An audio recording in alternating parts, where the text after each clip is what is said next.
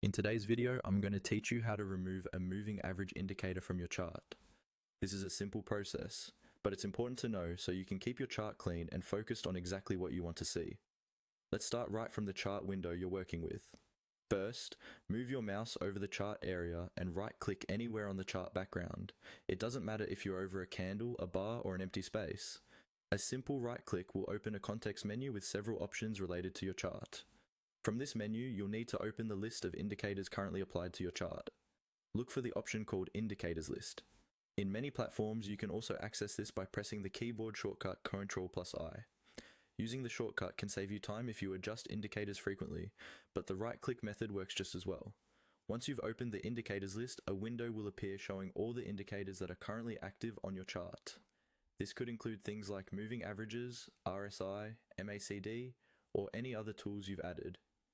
Take a moment to scan through this list carefully so you remove the correct one. Now, find the specific moving average you want to remove. If you have more than one moving average on your chart, look at the descriptions in the list. They often include details like the period, type, or color of the line. Matching these details with what you see on your chart can help you identify the right one. When you've located the moving average you no longer need, click on it to select it. After it's highlighted, click the delete button. As soon as you do this, that moving average will be removed from both the list and your chart.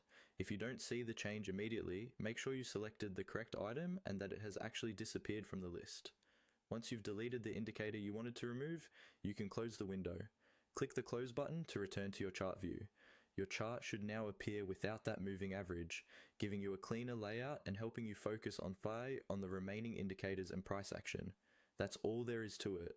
By right-clicking on the chart, opening the indicators list, selecting the correct moving average, deleting it, and then closing the window, you can quickly manage and tidy up your technical analysis workspace.